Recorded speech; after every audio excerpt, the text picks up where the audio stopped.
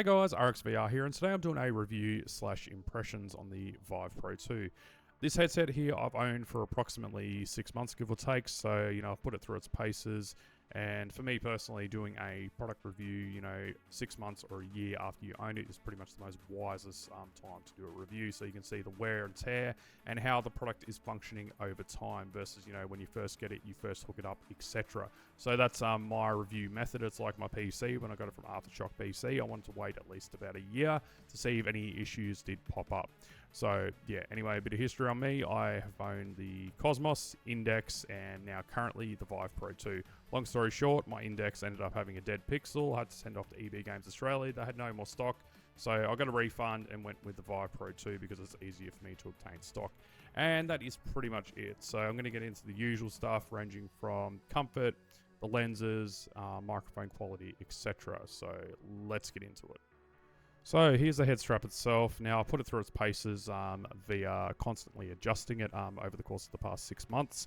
And so far, no issues have cropped up at all. Everything still operates just fine. Now with the comfort of the head strap itself, it feels incredibly comfortable for me personally. I've only worn 3 HMDs, so I can't comment on anything else. But doing a comparison between the Index, the Cosmos, and the Vive Pro, between the Index and the Vive Pro, I've got to say it's sort of a tie for me personally. I mean, you might think entirely differently about that, but I've got to say with absolute certainty, comfort-wise, the way the head strap sits, and not to mention the way it's distributed out with the weight, it feels incredibly good to me.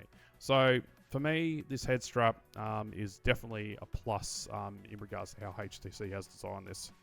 Alright, so I thought I'll display this to you right now because I feel it's kind of important to mention as well. So the cable itself, as you can see right there, some of the housing around the cable itself, it's starting to pretty much be stripped back. So unfortunately, that could be associated with the way I've treated the headset, aka constantly adjusting the head strap. Or it could just be a fault of HTC with their cables and overall how they've routed it, because you can see right there, it looks incredibly tight. But I thought I'd just bring this up anyway, regardless if this is user error or not. Something to, keep in mind if you do adjust your head strap a lot, or it could just be something associated with a design flaw or whatever. But yeah, just keep that in mind.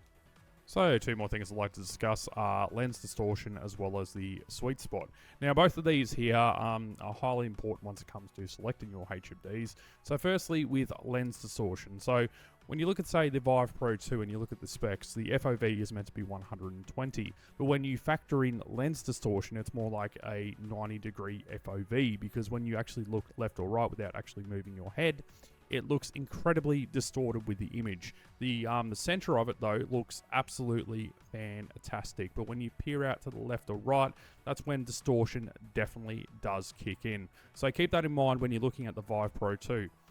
It's very hard for me to really show you, through any video or anything like that, because a video will not do it justice. You pretty much have to put on the headset and look at it yourself and figure out if this is actually too distorted for me, or if the FOV feels too narrow because of that.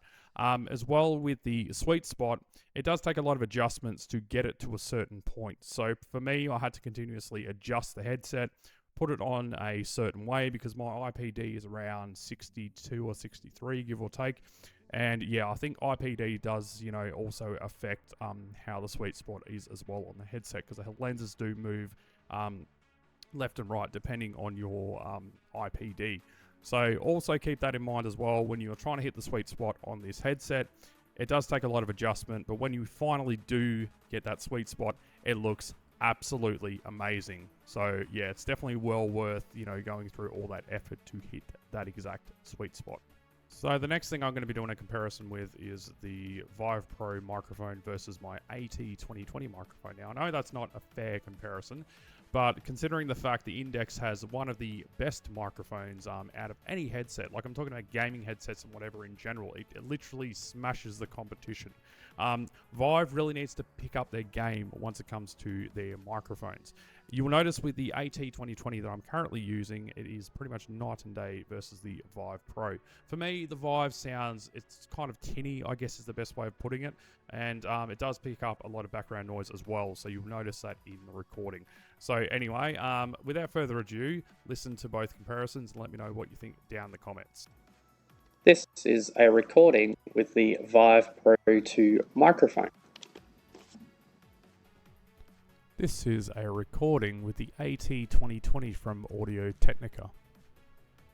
So as you heard right there, it's definitely a night and day difference between my desk mic versus the Vive mic. The Vive mic definitely needs to be improved if they want to keep going with the Pro line of products, especially because the Index is such a high standard once it comes down to audio quality. The speakers, the microphone and everything else is absolutely fantastic in that headset.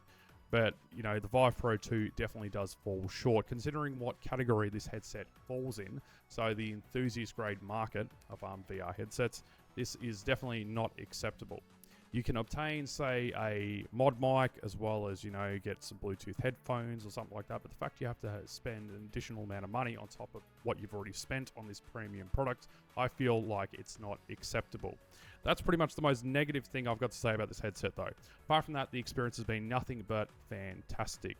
Running it on the extreme mode at 120 Hz, especially if you have like, you know, a fairly powerful GPU, is a godsend. Everything just looks great through the headset. It just feels overall fantastic. And I've got to say with absolute certainty with the full kit, if you do decide to go out and purchase one, it is pretty much a great package as long as you can get it on sale. But with that said, if you do have base stations and everything else already good to go, you know, you have Index controllers and whatever else, and you want to say just get a Vive headset, it will definitely work because I use both the Index controllers as well as the Vive ones, depending on what type of game I'm playing. And they both work incredibly well with the tracking. So, yeah. So anyway, is the Vive Pro 2 worth it in 2024? So if you already have base stations and everything else already set up in your house, and you just want to go out and get another sort of like high-end premium HMD, I'll definitely recommend spending the money. But if you want to go out and get the full kit, there are many more options out there because of the overall cost and everything else it's going to you know, put you in. So you've got the option like the Quest 3 and so many HMDs which are delivering. Especially for the price point as well. If this headset, if the bundle was a lot cheaper, then I would definitely recommend maybe checking it out. But at the current point in time, like especially in Australia, this costs around 2,000 Australian dollars.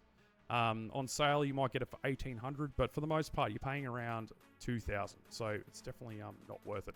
But yeah, anyway, all in all, if you have base stations and everything else, I would recommend at least giving this headset a go. Just get the headset itself. Give it a try because, you know, you're not going to be paying for the whole entire package. You already have like the base stations and everything else all set up. But if you need to go out and buy the full kit, that's when I would recommend avoiding it. And yeah, that's pretty much it. So all in all, the headset itself, everything is fantastic except for the audio solutions. HTC really needs to work on these, and I'm repeating myself here, but they really do.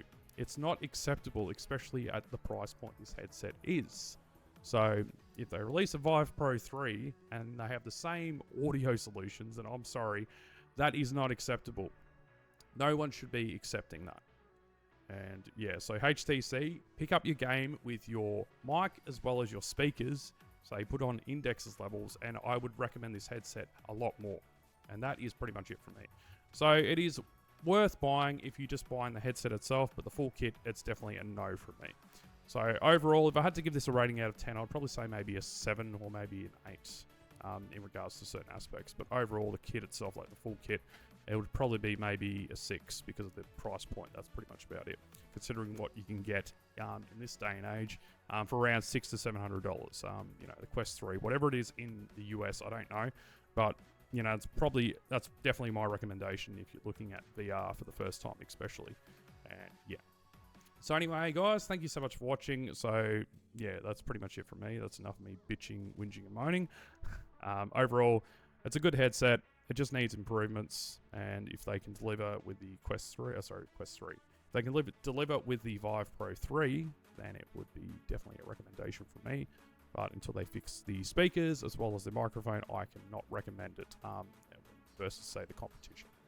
There's aspects that I love and there's aspects that I do not love about this headset. So, yeah. Anyway, that's pretty much it from me. Thank you so much for watching, guys. Don't forget to rate, comment, and subscribe. This is RXVR here, and I shall catch you in the next video. Peace out.